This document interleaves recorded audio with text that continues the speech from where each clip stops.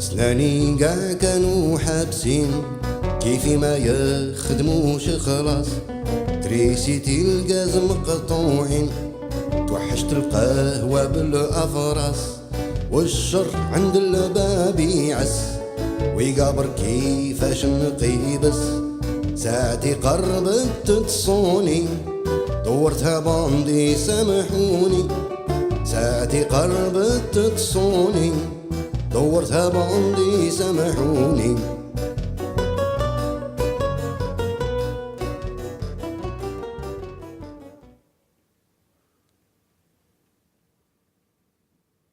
Comment ça, tu vas partir? T'es fou. La liberté de mon corps, je l'avais l'avais pas du tout. pas C'est ça l'Algérie d'aujourd'hui, et c'est ça l'Algérie dont on ne veut plus. Et il bute contre un mur. Octobre 88 a été un déclic Le nouveau titre, on épouvantable. parlait de liberté de la presse, de liberté démocratique, nouvelle constitution, multipartisme. Face à la pensée libre. C'est l'enfant de l'histoire. Comme dans cette salle, on est un peu falsification de aveugle, on l'histoire, est peut-être sous les projecteurs de temps en temps, mais en fin de compte, on ne sait pas où on va, on ne sait pas d'où on vient, en vérité. Un peu une impasse. Le cadavre. Donc, on a l'impression qu'on n'est pas porté par vraiment pitoyable, qu'il n'y a absolument aucune volonté culturelle. Il y a quelque chose qui manque au puzzle. C'est quoi?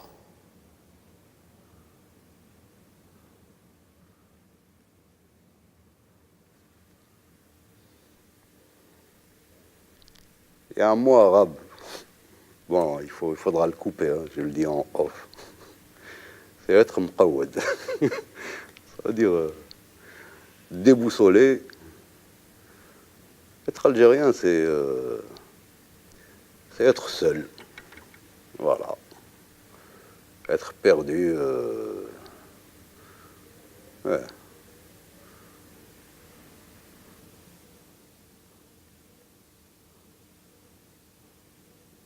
J'ai fait mes études ici en France, aux Arts Déco, les années 70.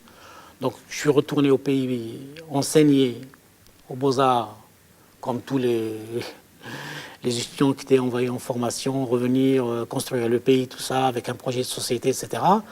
Ben, c'était l'engagement total, c'était le paradis. Le pays, c'était génial. Les Beaux-Arts, c'était fantastique. On a travaillé comme des fous, c'était un groupe de profs qui étaient hyper engagés pour créer une certaine pédagogie dans cette école.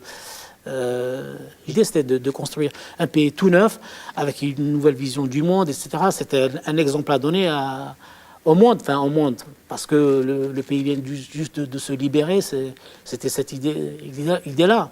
Mais malheureusement, c'était un rêve cassé, c'est devenu un cauchemar. Donc je suis revenu les années exactement en 88, après les événements d'octobre, que tout le monde connaît. Enfin, tout le monde connaît, les Algériens connaissent. Ici, ça ne parle pas de cette période-là. Et je me suis installé définitivement ici, parce que, pour des tas de raisons. Effectivement, nous autres qui sommes partis d'Algérie pour vivre notre vie en Europe, pour essayer de faire ce que nous avions envie de faire, enfin travailler comme artiste ou simplement vivre normalement dans un pays où on respirait plus. Je pense que nous n'avons jamais critiqué le gouvernement algérien, ni le pays, ni quoi que ce soit.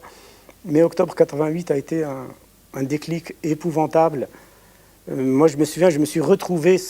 Je n'avais jamais dit un mot auparavant sur l'Algérie, ni le gouvernement algérien, ni sur quoi que ce soit. Je profitais de l'hospitalité française sans dire mot sur mon pays natal, sur mon pays. Et en octobre 88, je me suis retrouvé, sans avoir fait exprès, parmi les manifestants qui criaient pouvoir assassin, l'armée assassin, etc.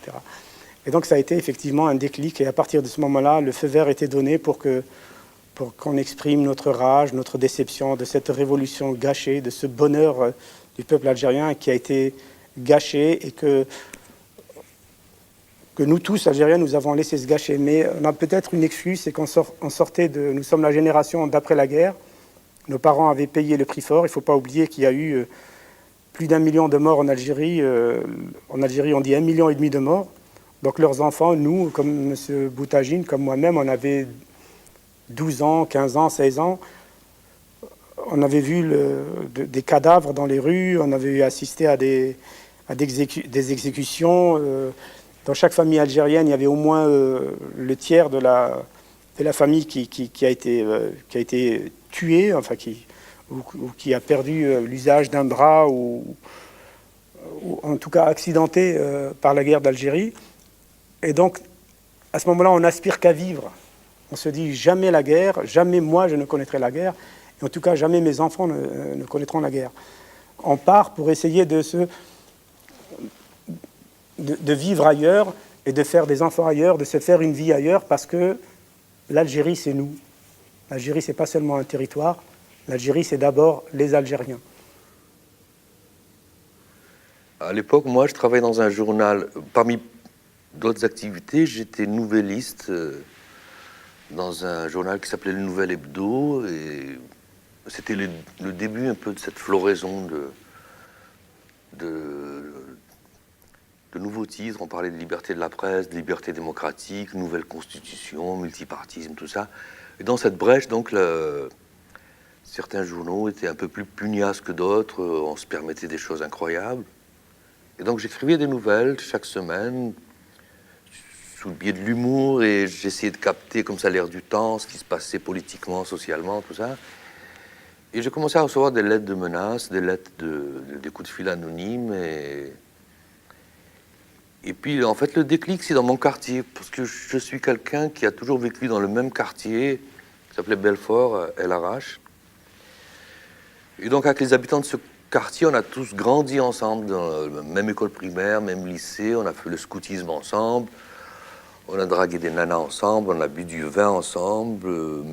Mes débuts musicaux, tout le quartier était derrière moi, m'encourageait quand on faisait des petits concerts dans le cinéma du quartier, quoi. Et j'ai vu tous ces gens basculer un par un dans l'islamisme. Et je voyais les regards des gens changer. Quand j'allais dans la rue, j'allais au quartier, etc. Je voyais déjà des couteaux dans les yeux, je voyais déjà des dents qui se serraient, et puis donc c'était tout de suite... c'était devenu absolument irrespirable, quoi.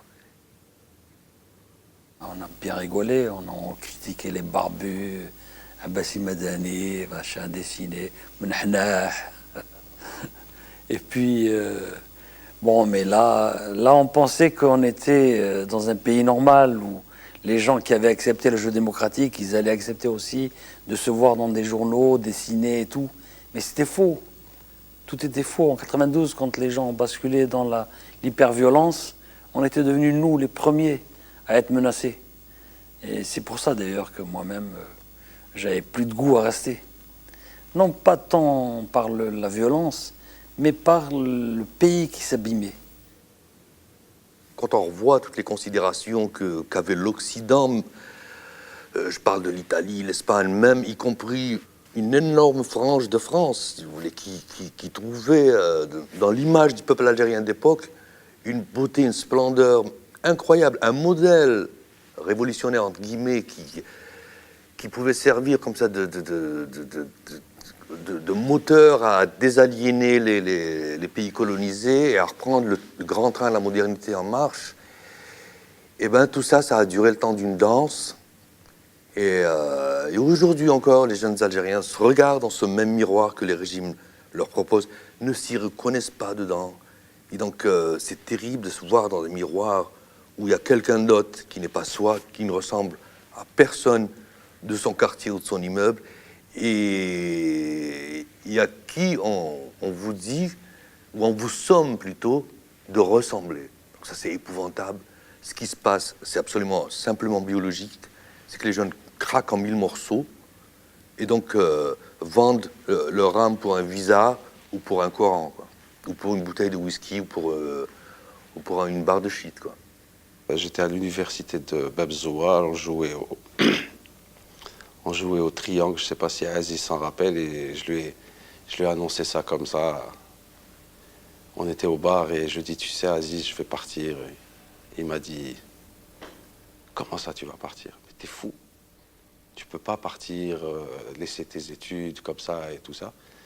Mais en fait, les études, ça fonctionnait pas trop parce qu'on était tout le temps en grève. La section biologie à Bab Zoua, à mon époque, c'était 1 an de grève. Et donc, j'ai abdiqué et je suis venu, et en pensant pensant pouvoir revenir en Algérie et enseigner tout ce qu'on m'aura enseigné. Et les événements ont tourné, donc je suis resté en France. Mais j'espère toujours faire quelque chose en Algérie concernant la musique, de toute façon. C'est le projet naturel que tout Algérien peut avoir quand on a quelque chose à dire, quoi. Je suis venu ici parce qu'il y avait la facilité de la langue, mais ce qui m'a fait venir ici, c'est comme tout Africain ou tous les gens du tiers-monde qui rêvent de s'en sortir, d'aller ailleurs pour peut-être construire quelque chose de sa vie ou dans sa vie. Voilà, tout simplement. Parce que là où j'étais, j'aurais pas pu m'exprimer ni construire. Mais bon, je regrette quand même parce que j'ai pris de là, j'ai perdu de là. Voilà, c'est to be or not to be. Voilà. Je m'étais retrouvé très seul, que je ne pouvais pas continuer mes études en Algérie parce qu'on ne pouvait pas faire de diplôme supérieur, donc je m'étais retrouvé un peu... je m'étais un peu retrouvé comme ça, à traîner, quoi, à traîner, vraiment comme... là, j'ai compris ce que c'était que traîner en Algérie, quoi, et là, je me suis senti très, très, très mal, mais bon, voilà.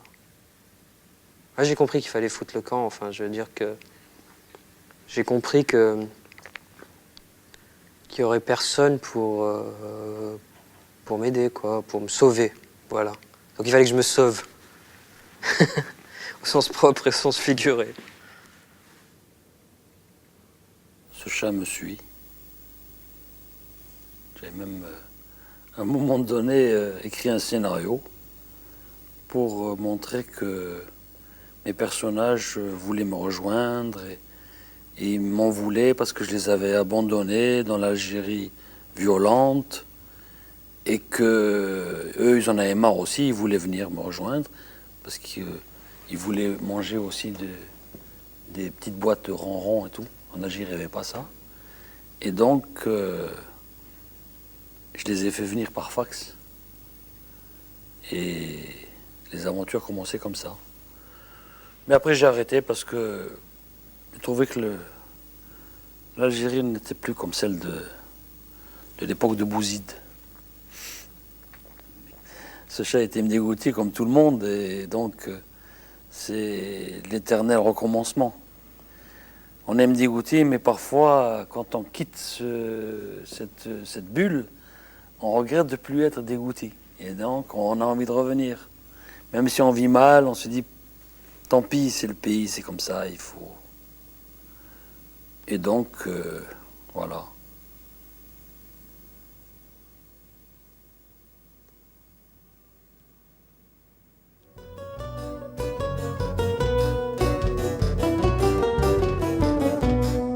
الزنقة خرجت معول وفي يدي مطرق كبير أسرعت اللي جاز الأول خليته بلا سمير الحنوشة سمعوا باللي حصل جاو طلعوني بالسناسل حكموني عند القواجي ديريكسيون للسركاجي حكموني عند القواجي ديريكسيون للسركاجي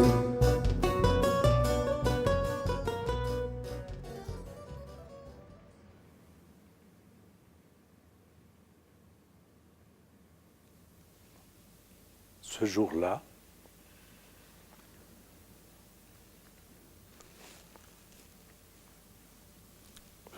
j'avoue que le sentiment que j'ai eu lorsque j'ai vu Abdelkader Alloula étendu sur un lit d'hôpital,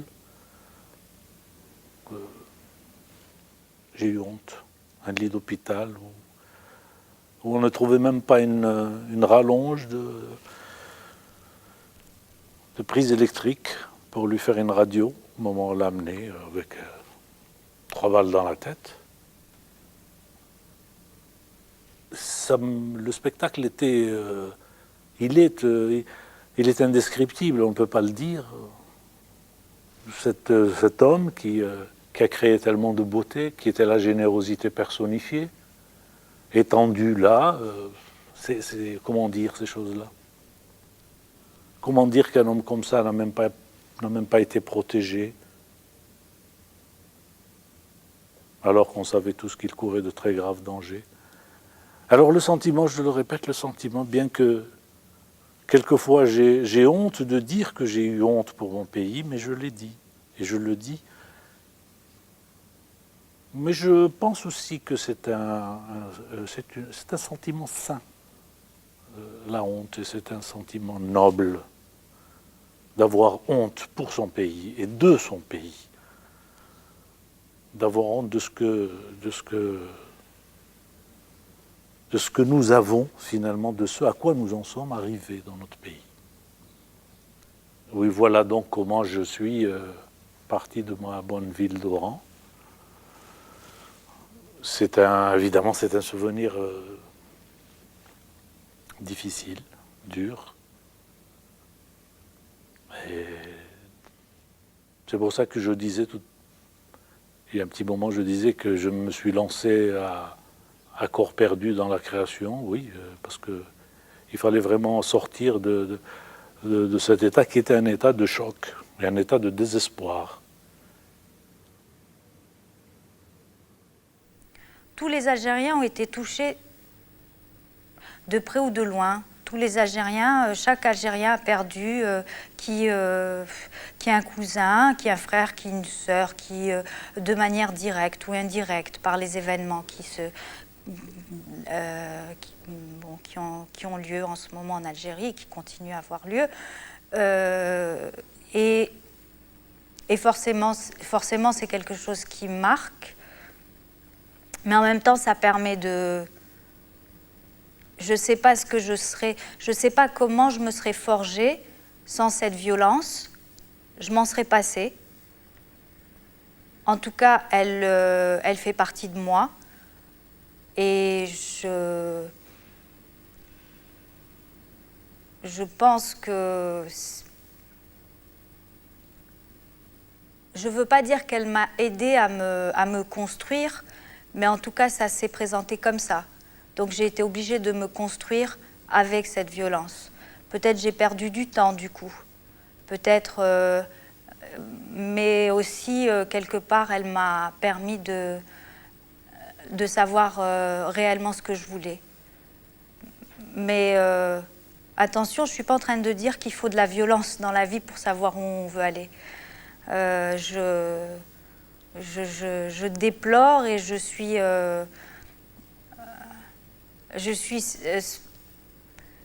me serais passée de cette violence, quoi. Je m'en serais passée. Qu'est-ce qu'il y a de plus révoltant que d'entendre qu'on a égorgé des enfants dans ton pays? Il n'y a pas quelque chose de plus fort. Ou alors ici, d'entendre qu'un petit merdeux a brûlé une nana vivante. C'est un peu ça qui me révolte en ce moment, c'est cette violence qui donne envie d'être violent aussi. J'ai l'impression que la violence est plutôt diffuse dans mon roman, que la violence, en fin de compte, n'est pas une violence tant physique, même s'il y a 2 ou 3 peut-être scènes un peu qui suggèrent d'ailleurs plus qu'elle ne montre quoi que ce soit. Je crois que la violence, la véritable violence du roman, c'est mon impression, c'est que les personnages ne s'en sortent pas. C'est que ce sont des jeunes Algériens et ils butent contre un mur. Et c'est peut-être ça la grande violence, en fin de compte. C'est peut-être ça la plus grande violence.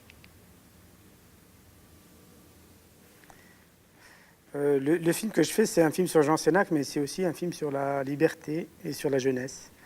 Le film s'appelle Le Soleil assassiné. C'est l'histoire de 2 jeunes en 1972 en Algérie. L'un d'entre eux est poète, écrivain, alors qu'il n'a que 18-19 ans. L'autre est comédien, il veut devenir comédien.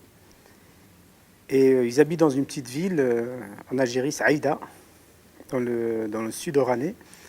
Et leur vie est transformée le jour où ils entendent Sénac à la radio qui dit qu'il va y avoir un festival de théâtre dans la ville de Mostaganem. Et donc Jean Sénac, qui était un Algérien, même s'il était de souche européenne, c'est un Algérien qui a combattu pour l'indépendance de l'Algérie bien avant 1954, donc bien avant le début de la guerre d'indépendance pour l'Algérie. Jean Sénac, en 1962, au lieu de partir comme les autres Européens ou les autres pieds noirs, était resté en Algérie, dans son pays. Et un mois après, quand les jeunes vont à Alger pour le rencontrer et pour y faire leurs études, ils vont s'apercevoir que Jean Sénac, qu'ils admirent, qui est un grand poète, qui est celui qui leur donne le goût de la liberté par ses émissions de radio, est un type qui défend sa liberté chaque jour. Et la morale du film, Le Soleil assassiné, c'est que la liberté se défend chaque jour, elle n'est jamais donnée, elle est toujours remise en cause par des forces obscures, et c'est dans la nature humaine. Et donc les jeunes vont comprendre que, après l'assassinat de Jean Sénac, parce que Jean Sénac a vraiment été assassiné, malheureusement dans la réalité, et aussi dans le film, ils vont comprendre que la liberté ne se donne pas, mais qu'elle est toujours à conquérir et à reconquérir chaque jour. Et quand la guerre s'est déclenchée en Algérie entre le pouvoir et les islamistes, que les gens ont commencé à mourir, l'on s'est aperçu que Jean Sénac, le Français, avait prédit cela. Et qu'il avait dit que si en Algérie on n'acceptait pas des gens différents comme lui, bientôt les Algériens se massacreraient eux-mêmes. Cette haine mortifère, elle est la réaction, en fait, de ceux qui sont complètement affolés face à la pensée libre. Je crois que c'est ça qui fait que face à l'artiste, face à l'intellectuel au sens très noble et très fort du terme, je veux dire à celui qui produit de la vérité, qui produit de la connaissance, et qui, lorsqu'il produit, justement, ne tient compte de rien d'autre que des nécessités de la recherche du vrai, du beau et du bien. Eh bien, lorsqu'on est face à, je crois que lorsqu'on est face à ce genre d'hommes, d'individus, d'hommes et de femmes, bien sûr, d'individus, lorsqu'on est face à eux, je crois qu'on fait de l'épreuve, sans peut-être être en mesure d'avoir tout à fait conscience de cela. Je crois qu'on est face à la pensée libre, à la liberté de la pensée qui n'a pas de limite. Je veux dire qu'il n'a rien qui la borne. On découvre avec vertige que c'est la chose la plus puissante, qu'il ne peut rien y avoir au-dessus d'elle. Et je crois que c'est à ça qu'on s'attaque quand on s'attaque à des artistes, à des intellectuels, à des gens qui créent la beauté, qui créent la vérité. Kateb, il fait partie de cette fameuse exposition qui a été attaquée par le Front National. Bon, il ne connaissait pas Kateb, c'est des incultes, évidemment. Kateb, il n'a jamais plié, communiste à mort, pour la berbérité à mort et pour les femmes à mort. Donc, c'est la révolte et l'engagement en dénonçant tous les pouvoirs. Il a dénoncé tout le temps tous les pouvoirs. Il était quelque part anarchiste. Et tant mieux, c'est un révolutionnaire dans le sens ni Dieu ni maître. C'est ça l'Algérie. Mais l'Algérie, pas nationaliste. C'est internationaliste. D'ailleurs, toutes ces pièces, elles ne sont pas algériennes. Quand je dis algérienne, il y a des thèmes sur le sandal de caoutchouc, c'était Ho Chi Minh, c'était autre chose. Comme si je faisais moi pour les Blacks, lui, elle a fait pour Ho Chi Minh, etc. Donc, c'était ça l'Algérie. Donc, on était tellement dans ces idées-là, et là, on est revenu en arrière, je ne sais pas, 14 siècles ou 18 siècles, ou je ne sais pas. Il n'y a plus ces références-là. Donc, j'essaie de garder ces images-là et de vivre avec. Je me suis toujours demandé comment se fait-il qu'on soit dans un pays qui est arrivé à un tel degré de violence, et en même temps, je me dis, est-ce que c'est vrai? Bon, c'est un espèce de paradoxe. Comment se fait-il que, par exemple, des gens arrivent et ils tuent toute une famille le soir? Et pourquoi ça se passe dans mon pays? Alors que j'ai connu des gens merveilleux et bons, même qui étaient misérables et qui partageaient leur pain avec vous, qui enlevaient leur manteau pour vous protéger à vous. Et voilà qu'on arrive à ça, et je me dis, il y a quelque chose qui manque au puzzle. C'est quoi? Ce que j'écris moi, c'est beaucoup plus, c'est autre chose que l'histoire elle-même. C'est le sens. C'est le sens que je veux chercher. C'est une quête, une recherche de sens. Et une recherche de sens, non pas à l'échelle de l'histoire, parce qu'alors là, ça serait tombé dans la philosophie de l'histoire, etc. Ce n'est pas ça qui m'intéresse. Non, mais quand on cherche le sens de l'histoire, c'est le sens de l'histoire à travers des vies individuelles. C'est ça qui m'intéresse. Par exemple, le sens de l'histoire à travers la vie de François Fanon, c'est quelque chose d'extraordinaire, d'extraordinairement motivant. Le sens de l'histoire à travers la vie de Ramdan Abban, c'est extraordinairement motivant. Quand je me suis mis à écrire la pièce, j'ai été rattrapé en quelque sorte par cette actualité qui s'est déclenchée de manière aussi brutale qu'imprévue en Algérie sur le rôle de Abban Ramdan, sur sa place dans la guerre de libération, dans la révolution, etc. Bien, ce qui fait son actualité, je crois que c'est tout simplement ses propres questionnements, c'est-à-dire les questions qu'il a posées, qui sont toujours d'actualité, qui n'ont pas été réglées, et les questions qu'on a cru devoir justement étoffer en l'assassinant. Et donc voilà, le cadavre qu'on a mis dans le placard revient. C'est encore un autre épisode du retour du refoulé, comme disait Pierre Vidal-Naquet à propos de la campagne de presse aussi qu'il y a eu il y a 2 ans sur la torture en Algérie, qui est revenue aussi comme ça de manière brutale et extraordinairement forte. Donc voilà un passé qui ne passe pas, comme on dit habituellement.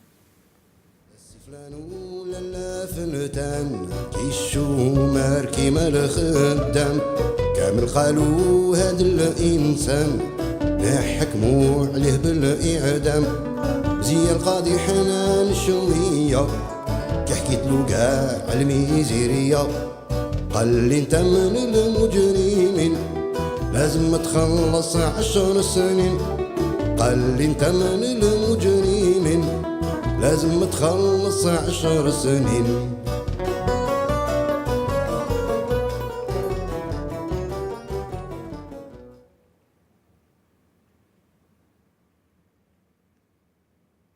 L'Algérie, elle est pleine de gens vraiment très bien, qui ont beaucoup de bonne volonté, qui ont beaucoup de capacités, qui ont beaucoup de compétences. Mais, c'est-à-dire, tout est bloqué par une espèce de bande de mafieux qui tiennent tout, quoi, qui tiennent le pouvoir depuis le début. Et qui sont vraiment indéboulonnables, quoi. Quand j'étais en Algérie pendant le tournage, j'ai vu une chanteuse qui est passée, je ne me rappelle plus son nom, exceptionnellement belle, bien maquillée, qui chantait une chanson d'amour, et elle avait des cheveux blonds, elle était formidable. Et j'étais là, et je me suis dit, qu'est-ce qu'elle est belle, qu'est-ce que c'est magnifique, elle chante l'amour à la télévision algérienne, c'est extraordinaire, c'est exceptionnel.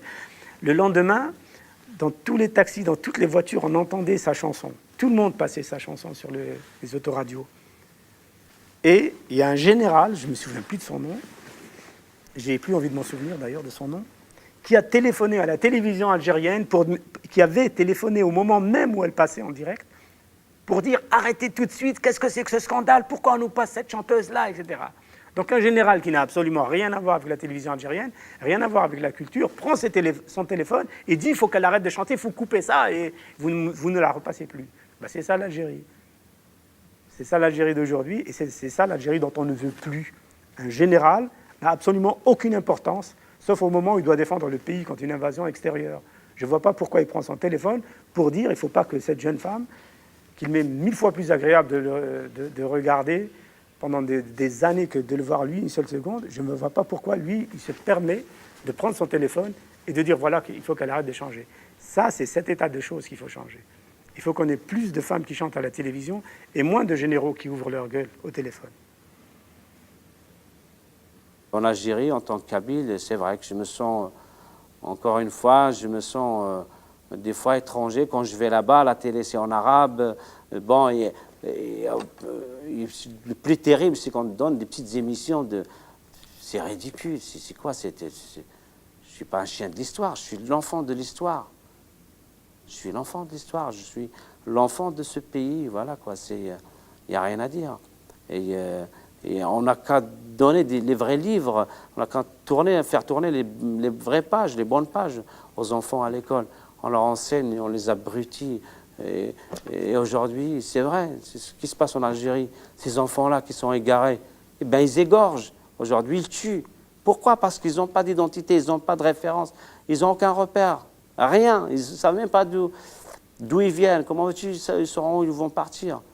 Bien, si on leur dit que vous êtes des islamistes, vous êtes des prophètes, ils vont se prendre pour des prophètes parce qu'au moins ils ont un repère qui vient d'un État hypocrite et qui fait semblant de ne rien savoir.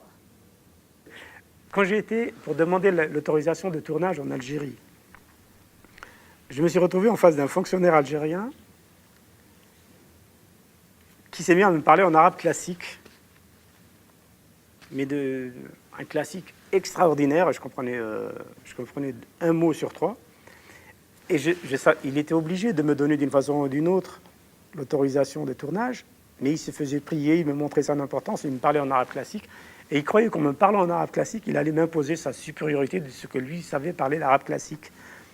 Et c'était pitoyable, c'était vraiment terrible, parce qu'il cachait la réalité de la chose. La réalité, c'est qu'il fallait faire des films, il fallait qu'on tourne, et lui, il voulait me dire, ta place, mon pote, n'est plus parmi nous.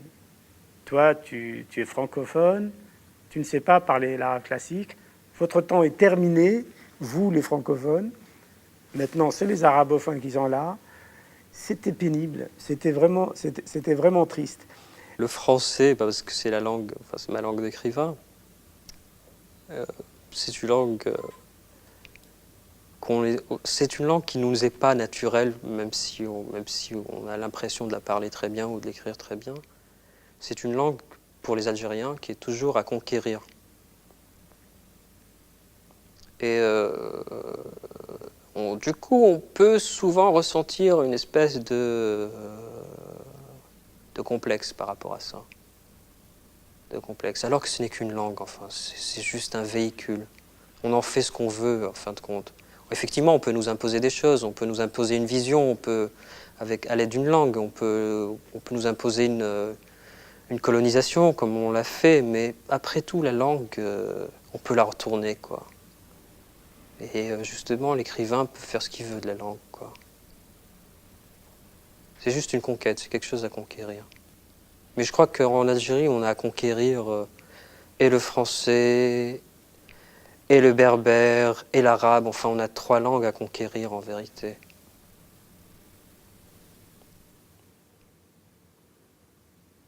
Notre langue, c'est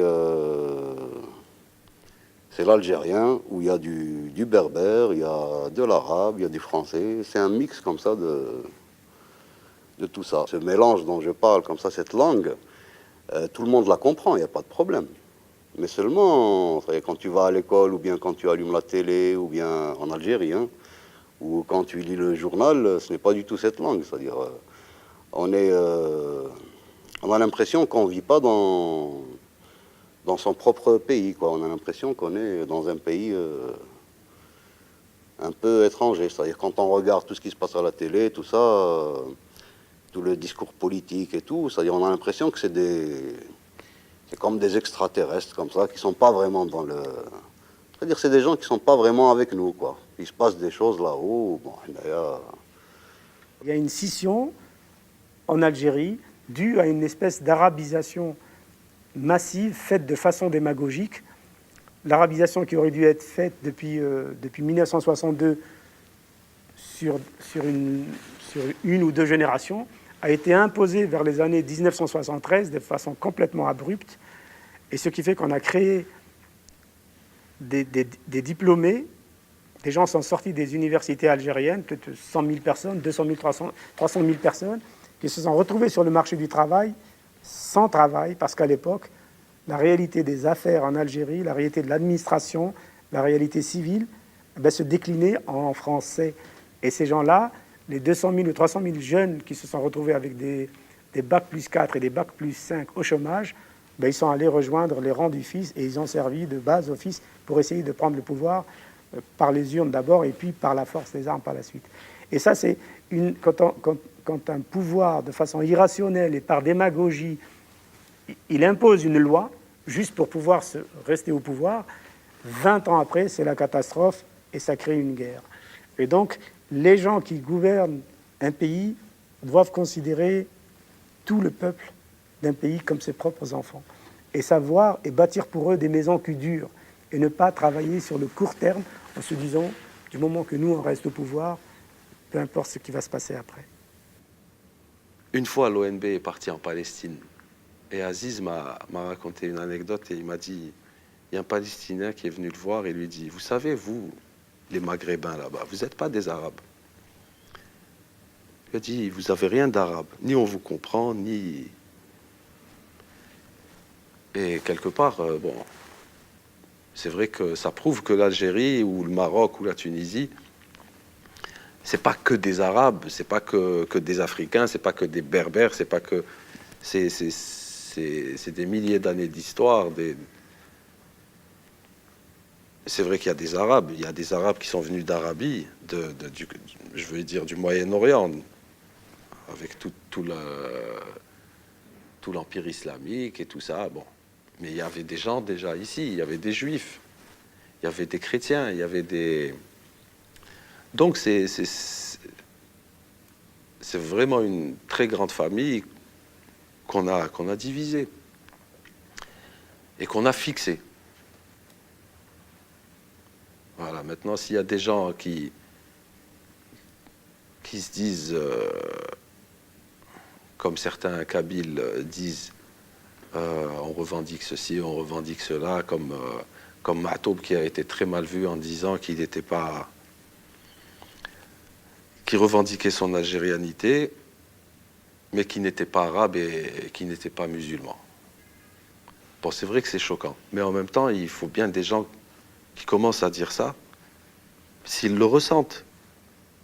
Parce qu'on doit être tolérant, même si un type qui est arabe et qui n'est pas musulman et qui vit en Algérie, eh ben, il a le droit de vivre. Le jour où on atteindra ce niveau-là, je pense qu'on aura fait un grand pas. Je ne crois pas que je me serais permis autant de liberté de parole, autant de liberté autant d'insolence littéraire si j'étais resté là-bas, parce que là-bas, à dire vrai, même s'il n'y avait pas l'islamisme, même s'il n'y avait pas le 200 000 morts, même s'il n'y avait pas le FLN, à dire vrai, il y a une conscience sociale algérienne extrêmement étouffante. Il y a un poids des tabous, mais absolument, moi qui me sort par les oreilles. Il ne faut pas dire ça, qu'est-ce qu'il va dire l'autre, attention. Il y a si vous voulez, la caporalisation de l'expression, elle est incroyablement organisée en chicane comme ça, de prohibition. Il ne faut pas dire des gros mots, les voisins, qu'est-ce qu'ils vont dire, la famille, le respect des anciens, etc. Donc on se retrouve englué dans une espèce de pathologie d'expression comme ça qui est forcément réductrice, reste avec nous. Donc ça ne fonctionne que par le détournement ou le jonglage, le dribblage. C'est pas sain, je veux dire, pour une littérature, ni pour un art, ou alors à tout réduire pour correspondre à cette morale sociale, encore une fois, malheureusement, terriblement pesante, quoi. La liberté de mon corps, je ne l'avais pas du tout. Donc c'est quelque chose que j'ai appris au fur et à mesure et qui n'est pas venu la première année d'exil, qui est venu après de longues années d'exil. Donc je ne sais pas si en Algérie j'aurais eu ce parcours après ces longues années. C'est peut-être aussi l'expérience de la vie qui fait que petit à petit on se détache de certains poids imposés par la société, imposés par le regard des gens, qui fait qu'on devient un peu inhibé, qu'on ne devient pas inhibé, qu'on reçoit cette inhibition comme héritage de la part de nos aînés, femmes, et qu'on la porte de façon très fidèle et oui, de façon très fidèle. Et puis petit à petit, cette fidélité-là, on la remet en question parce qu'il y a des choses dans le corps qui sont plus fortes que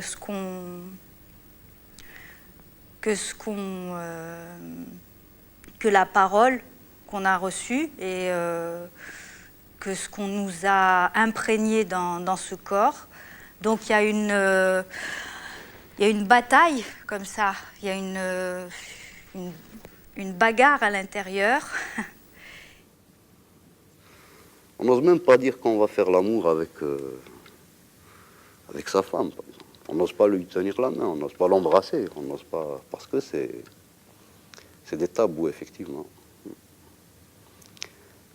On n'ose pas être tendre, sinon on va passer pour des femmelettes ou là, pour des PD peut-être. Et si tu vois bien, la plupart des gens, des artistes, un jour ou l'autre, ils partent tous à l'étranger, quoi. Il y en a qui viennent en France, d'autres ils partent, je sais pas où, au Canada ou là aux USA, parce que justement avec tout le poids du pouvoir, le poids de la religion, le poids de la société algérienne, c'est-à-dire même si on est libre dans sa tête, mais la société te rappelle à chaque instant qu'elle est là et qu'elle veille sur ton cerveau.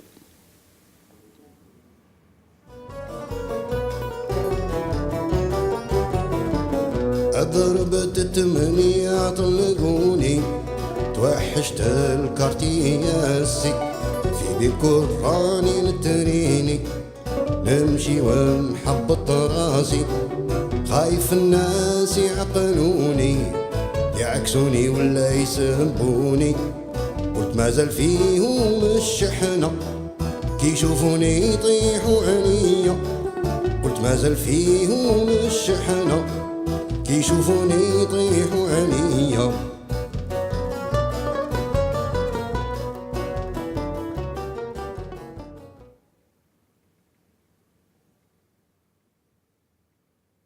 L'art doit répondre à ce que vivent les gens par sa manière propre de voir la vie. Si au moment même où c'est ce qui fait la jeunesse et la beauté d'un pays qui était nié à l'époque, un moment où c'est la jeunesse elle-même qui était attirée par les démons mortifères de la violence, ce qu'elle nous l'a montré, c'était le spectacle éternel des jeux, de la vie, de l'amour. Je crois que moi, ça m'avait fait très profondément, ça m'avait très profondément ému et fait réfléchir. Et je me disais combien il a raison à l'époque de faire cela. Je crois qu'on se construit par strates comme ça, par dépôt de savoir, et que on avance tous avec toute l'humanité en même temps, même gamin sans le savoir. C'est-à-dire on prend un livre de Charles Dickens, c'est l'Angleterre et devient une voisine, quoi. C'est une manière de globaliser avant la globalisation, quoi.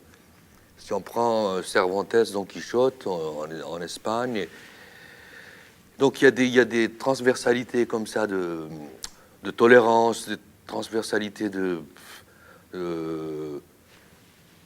rapprochement de l'autre, de négation de la distance aussi, du respect des différences, évidemment, qui se font de manière extrêmement naturelle, d'autant que c'est par un biais ludique. Parce qu'il ne faut pas oublier que quand même, c'est des livres, c'est des romans, quelquefois c'est des poèmes, donc la présence du plaisir est centrale, quoi. C'est-à-dire, non seulement on voyage sur la planète, dans des cultures qui ne sont pas les nôtres. Deuxièmement, c'est avec du plaisir. Donc c'est magnifique, on y gagne sur deux tableaux. Et inversement, l'absence de ces choses-là font qu'on évolue dans un énorme trou noir qui est alimenté aussi par la falsification de l'histoire de notre pays, par tous les scribes nationaux, par tous les historiens de service du FLN qui ont tellement falsifié l'histoire du pays que au lieu de consolider les identités, ça les a absolument, au contraire, détruits complètement. Le cinéma algérien a existé, il était assez presque florissant au moment où on tournait entre 12 et 20 films par an. Et depuis, je dirais depuis une quinzaine d'années, on ne peut plus parler que de cinéastes algériens qui sont, à mon avis, je parle des gens qui tournent là-bas en Algérie, de véritables héros, comme Mirza Kalwash, Belkacem Hadjadj et d'autres, Aouka Chatouita. Mais ça demande une telle dépense d'énergie et un tel courage qu'on ne peut que dire chapeau bas. Et c'est vraiment pitoyable qu'il n'y ait absolument aucune volonté culturelle pour aider en Algérie, pour aider ces cinéastes et surtout pour promouvoir de jeunes cinéastes, des jeunes cinéastes de 25 ou de 30 ans. Il n'y a absolument aucune relève, tant au niveau des techniciens en Algérie. C'est une catastrophe absolue. Heureusement qu'ayant entre 50 et 65 ans, ils sont encore performants. Mais il faut dire la réalité, rien n'est fait pour le cinéma en Algérie. Absolument rien. Il n'y a aucune formation, aucune relève. Je pense que même au niveau de la télévision, ils ne forment pas des gens. Et c'est dramatique. Il y a quand même un point où le musicien algérien ou maghrébin, il y a un point limite comme ça. Et s'il ne se prend pas en charge vraiment comme un fou, c'est-à-dire essayer d'apprendre par lui-même, par les méthodes qu'il achètera à l'étranger, ou c'est pas possible pour un autre musicien qui